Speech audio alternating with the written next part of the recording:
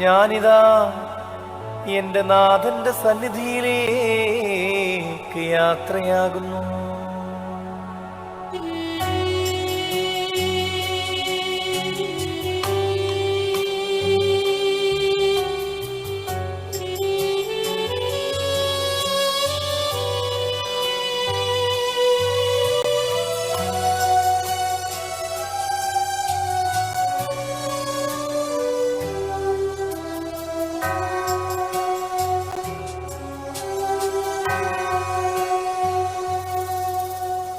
നീ മോഹിപ്പിച്ചു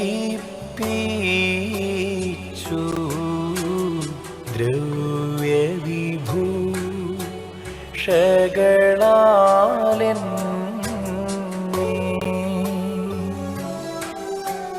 അഭിനന്ദിയ തിരുമേനിമാർ, പുരോഹിത ശ്രേഷ്ഠൻ, ദുഃഖത്തിലായിരിക്കുന്ന എല്ലാവരും, മെത്രാപ്പൊലീത്ത തിരുമേനിയെക്കുറിച്ച് ഒരു അനുശോചനം പറയുക എന്ന് പറയുന്നത് എന്നെ സംബന്ധിച്ചിടത്തോളം ഏറെ പ്രയാസം ഉള്ള കാര്യമാണ്. കാരണം ഔപചാരികതയുടെ ഒരു വാക്കുകളും എനിക്ക് ഉപയോഗിക്കാൻ പറ്റാത്ത തരത്തിൽ എന്നെ ഒരു സഹോദര തുല്യനായി സ്നേഹിച്ചിരുന്ന ഒരു വലിയ പിതാവാണ് മാറ്റപ്പെട്ടിരിക്കുന്നത്. എൻ്റെ വിങ്ങുന്ന ഹൃദയത്തിലല്ലാതെ ഞാൻ പലപ്പോഴും സിജോയച്ചൻ്റെ അടുത്ത് പറഞ്ഞു, എനിക്ക് ചിലപ്പോൾ താങ്ങാനോ സംസാരിക്കുവാനോ കഴിയാത്ത തരത്തിൽ മറ്റാരും അറിയുന്നതിനപ്പുറമായ തിരുമേനിയെ ഞാൻ കഴിഞ്ഞ ഏറെ വർഷങ്ങളായി ഞങ്ങൾ തമ്മിൽ ഒരു ബന്ധമുണ്ടായിരുന്നു. ഒരു കലാകാരൻ എന്നുള്ള രീതിയിൽ പറയുമ്പോൾ തിരുമേനിയിലെ ഒരു ആത്മീയ ഗുരുവിനേക്കാൾ ഞാൻ ഏറ്റവും ആകർഷിച്ചത് ഇത്രയധികം സൗന്ദര്യബോധമുള്ള ഒരു മനുഷ്യ സ്നേഹി എന്നുള്ള രീതിയിലാണ്. അത് നിങ്ങൾക്കൊക്കെ അറിയാം. ഇവിടുത്തെ ഓരോ കല്ലിനും തൂണിനും ഒക്കെ പോലും ആ സൗന്ദര്യം രചിച്ചു വച്ചിരിക്കുന്നു എന്നുള്ളത് എപ്പോഴും അതിശയിപ്പിക്കുന്ന തരത്തിൽ എനിക്ക് തോന്നുന്നു.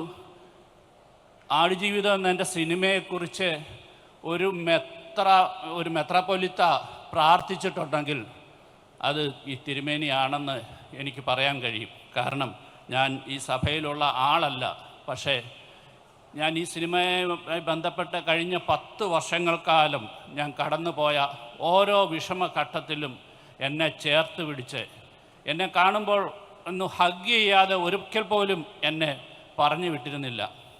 അതിൻ്റെ വലിയ വിങ്ങലിലാണ് എനിക്ക് തോന്നുന്നത്. അവസാനമായി ഞാൻ കാണുമ്പോൾ എൻ്റെ അടുത്ത് സംസാരിക്കുന്നതും പലർക്കും അതിശയം തോന്നാം. ഡാളസിൽ നിന്ന് വരുമ്പോൾ ഡാളസിലെ അദ്ദേഹത്തിൻ്റെ അരമനയും മറ്റും ഞാൻ വളരെ മുമ്പേ സന്ദർശിച്ചിട്ടുണ്ട്. ഞാൻ അതിശയത്തോടു കൂടിയാണ് ഞാൻ ആ സമുച്ചയങ്ങളിൽ കണ്ടിട്ടുള്ളത്.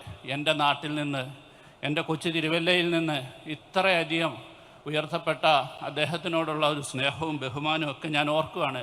പിന്നീട് എന്നോട് കണ്ടപ്പോൾ പറഞ്ഞത്, അതിലും വലിയ മെച്ചമായ ഒരു ഇടത്തിലേക്കാണ് നമ്മളിപ്പോൾ മാറ്റപ്പെട്ടിരിക്കുന്നത് എന്നുള്ള രീതിയിൽ പറയുകയും, അദ്ദേഹം വിദേശത്തു നിന്ന് വരുമ്പോൾ ഞാൻ കാണാത്ത സിനിമകളുടെ DVD എനിക്ക് കൊണ്ട് തരും ഒരു മെത്രാപ്പൊലീത്ത എന്ന് പറഞ്ഞാൽ ആരെങ്കിലും വിശ്വസിക്കുമോ? അദ്ദേഹത്തിനെക്കുറിച്ച് ഞാൻ പറയുമ്പോൾ എനിക്ക് അങ്ങനെയാണ് പറയാൻ കഴിയുന്നത്.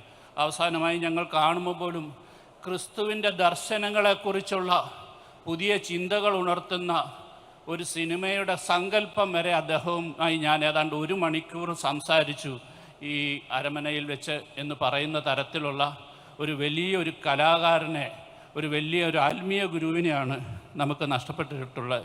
എനിക്ക് അനുശോചനമായി ഒന്നും പറയാനില്ല. എൻ്റെ പ്രിയ സഹോദരനായ എൻ്റെ പിതാവിനോട്, തിരുമേനിയോടുള്ള യാത്ര ചോദിക്കാൻ വേണ്ടി മാത്രം ഞാൻ ഈ അവസരം ഉപയോഗിക്കുന്നു. ദുഃഖത്തിലായിരിക്കുന്ന എല്ലാവരെയും ഓർത്ത് പ്രാർത്ഥിക്കുന്നു. നന്ദി.